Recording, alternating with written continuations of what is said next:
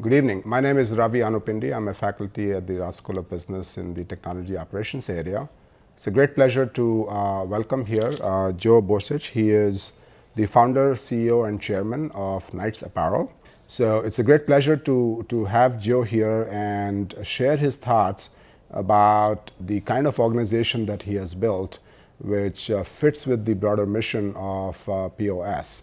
So with that brief introduction, Joe, welcome.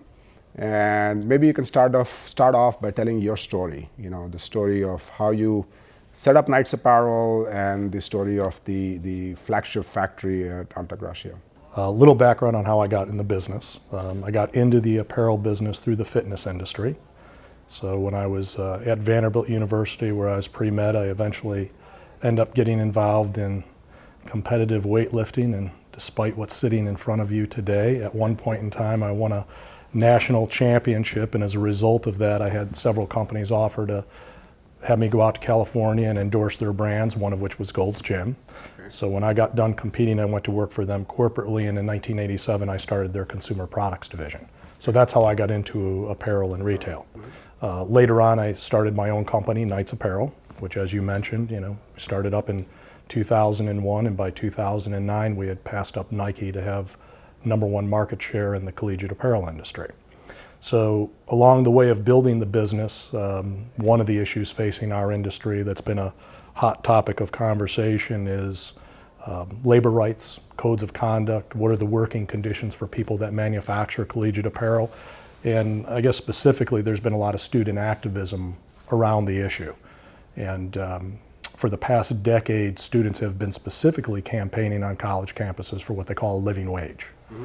So the Altagracia initiative, which we're talking about, it got started for a number of reasons, some business, some personal. But from a business standpoint, I really became convinced by listening to the students and then doing my own research around the issue that there's a business opportunity for doing good. And I believe that there's an opportunity to build a brand, build a market, based upon setting higher standards for the people that manufacture the product, and specifically living wage in the apparel industry.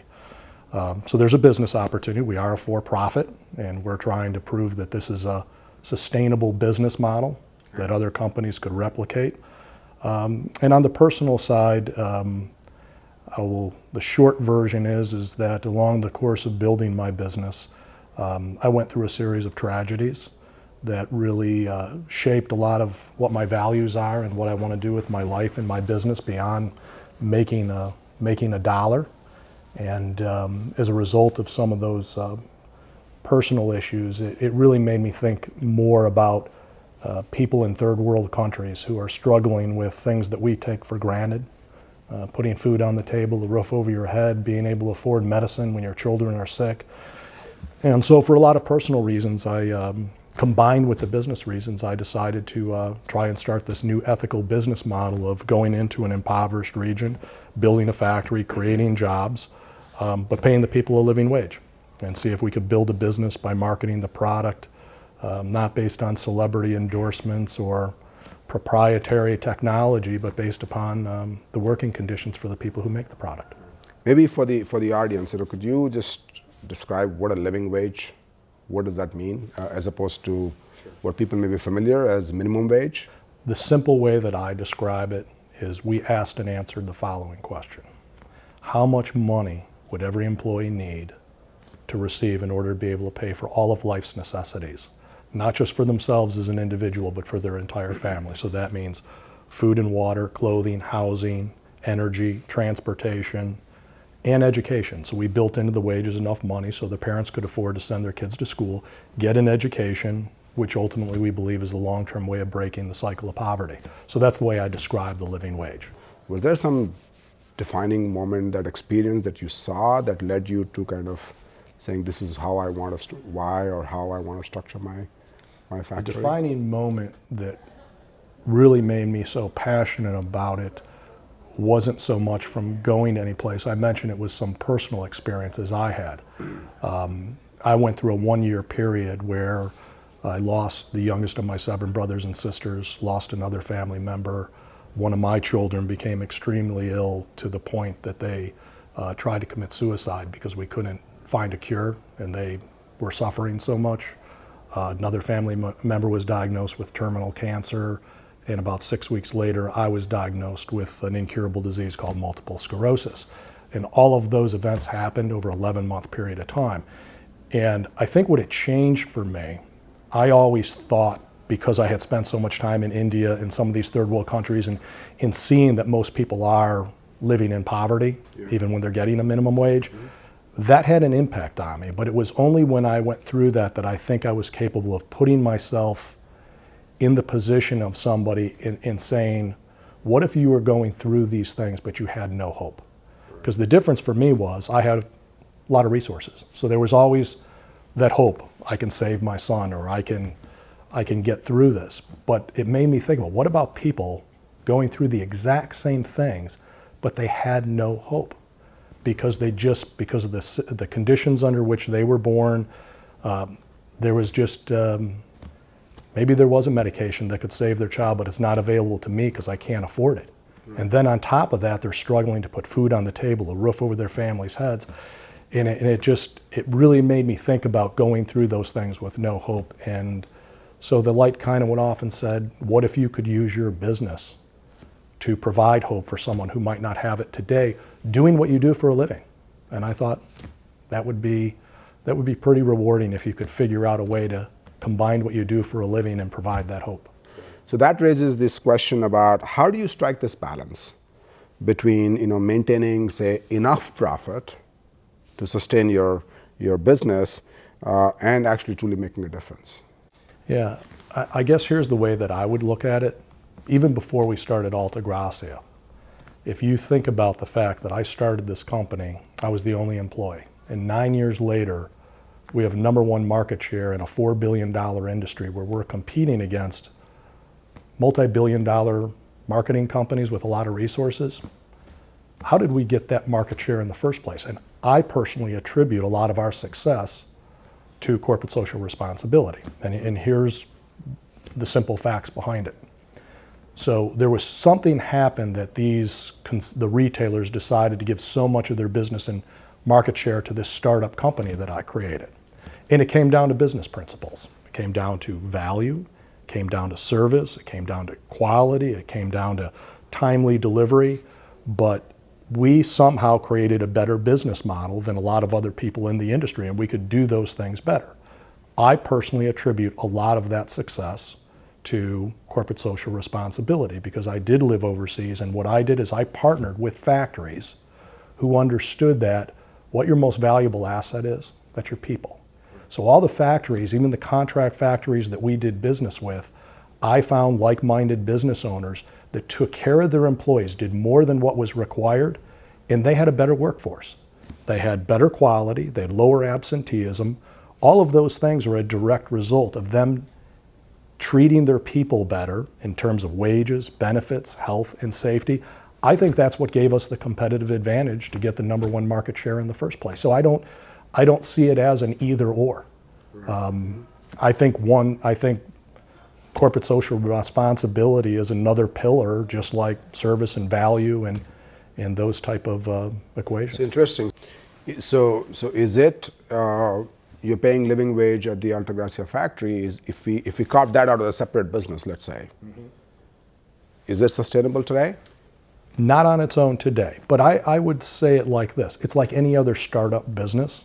I don't know many startups that in the first year or first 2 years or even 3 years of operation, you go from startup to sustainable. I mean, we built this. There was no market for what we started, because nobody's ever done living wage apparel before.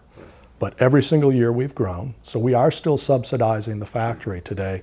But I truly believe in year 4, this next coming year, we'll be at a sustainable business level.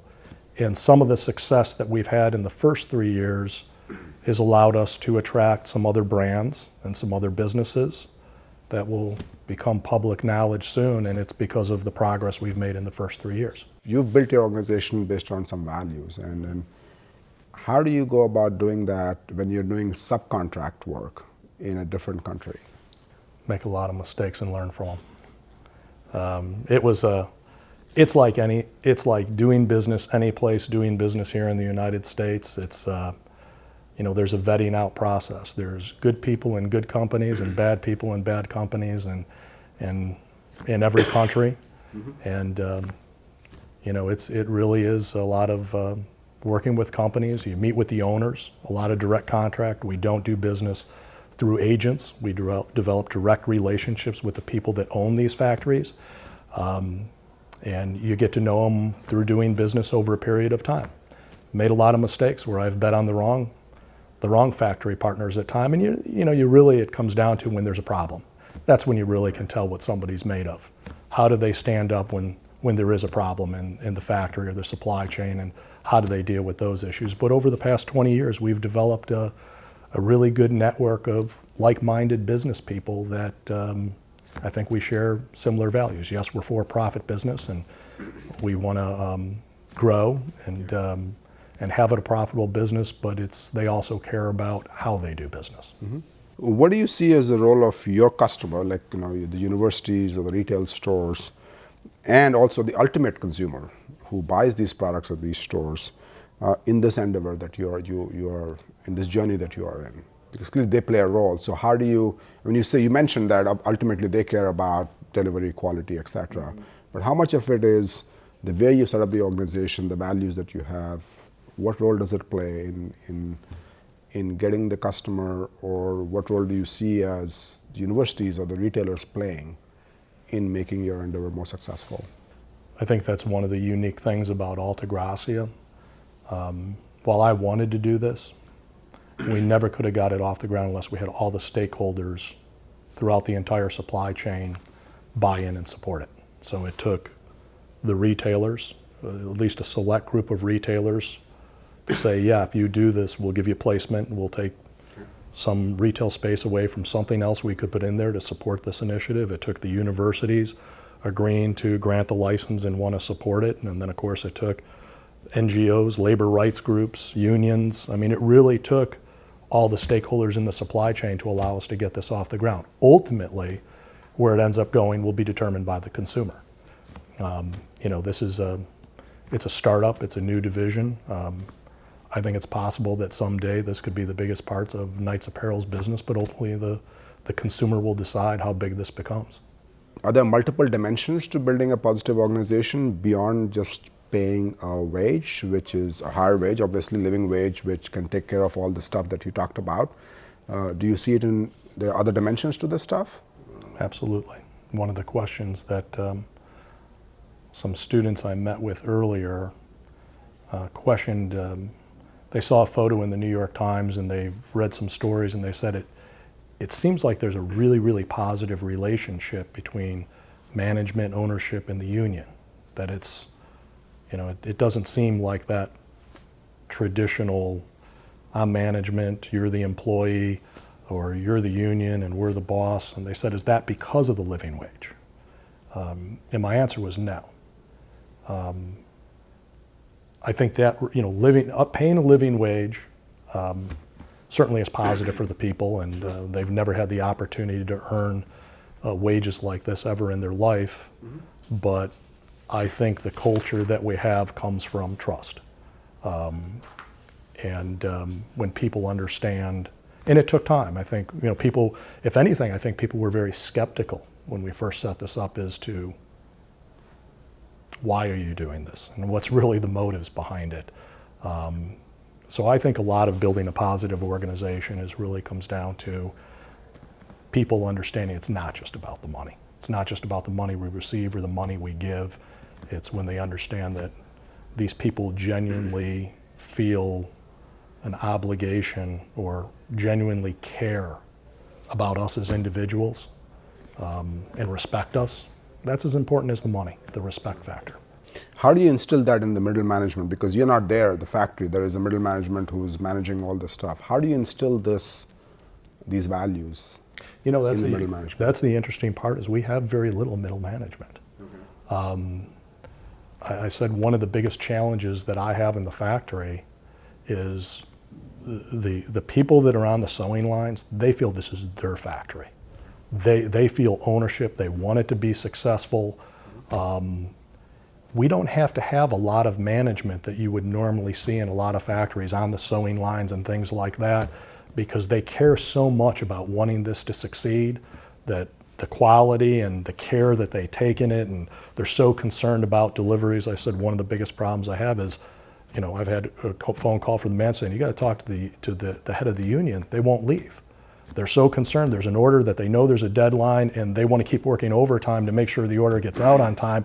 And I'm having to talk to Maritza, who's the union leader, and say, Maritza, you can't work that many hours. It's okay, stop, you can come back tomorrow. So it really is a different relationship and a different mindset, but at the highest levels of management. And we've had some changes in management where I didn't feel that some people were buying in, so we made changes.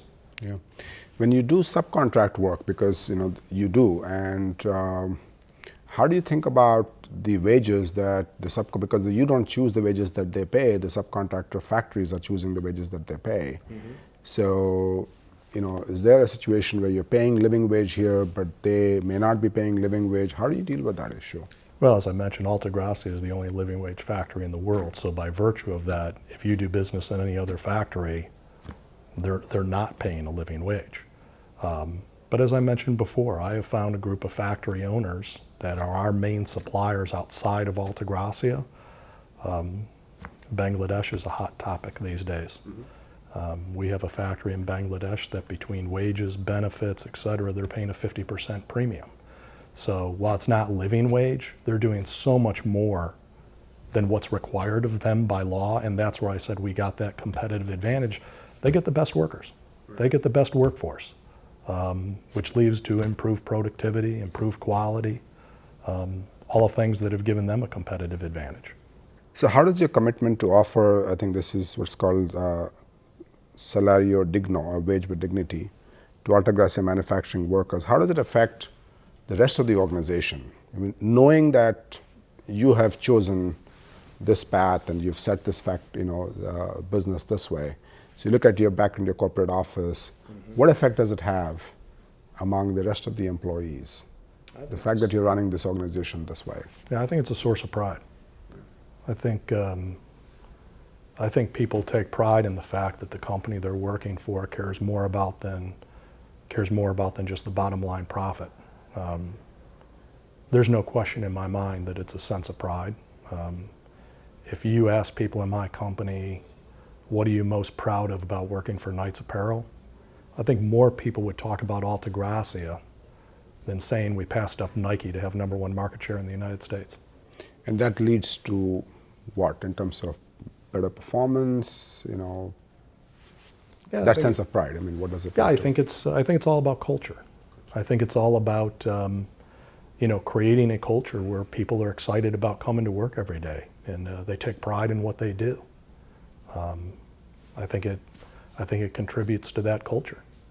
So you see your job as an opportunity to make life-changing differences for people, your business serves. But how do you help your employees and manufacturers shape their job roles in ways that gives them purpose and meaning, an equal sense of meaning and purpose? One is obviously through the organization, but personally. Yeah, again, it comes back to culture. We have something and I call myself the Chief Cultural Officer. I think I've learned through mistakes. I think that's something that I can never lose sight of and lose or not take responsibility for. So I think the culture, and it starts at the top, but we have some things in our company that I have these crazy rules that I call the management rules of engagement. Okay. And I think some of those things help create and nurture these values and culture throughout the organization. So one of my rules is titles are not entitlement. And I love to tell people that titles are job descriptions. It doesn't mean that your title makes you more important than anyone else.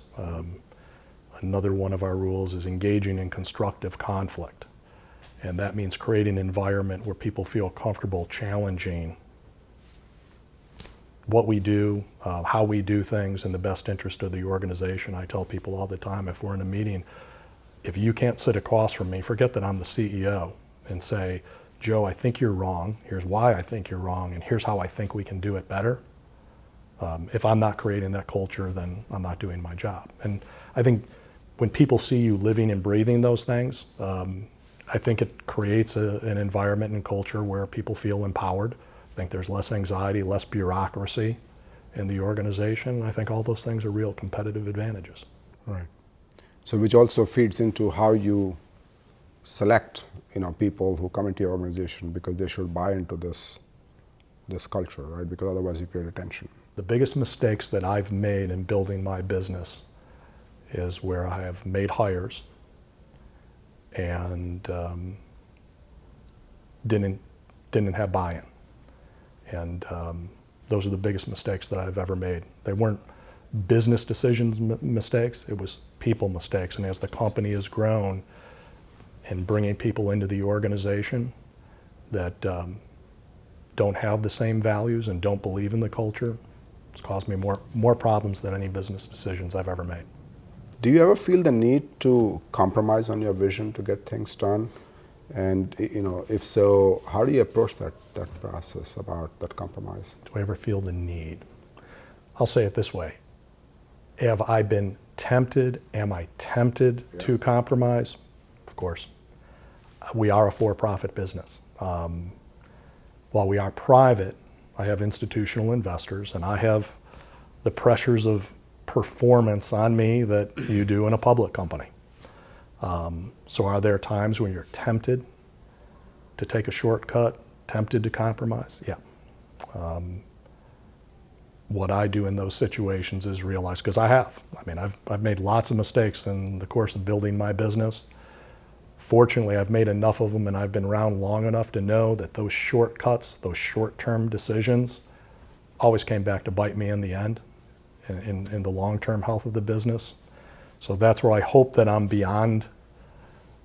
I hope where I'm beyond it today, where I wouldn't take a shortcut, because my past experience tells me that it's not worth a short-term game.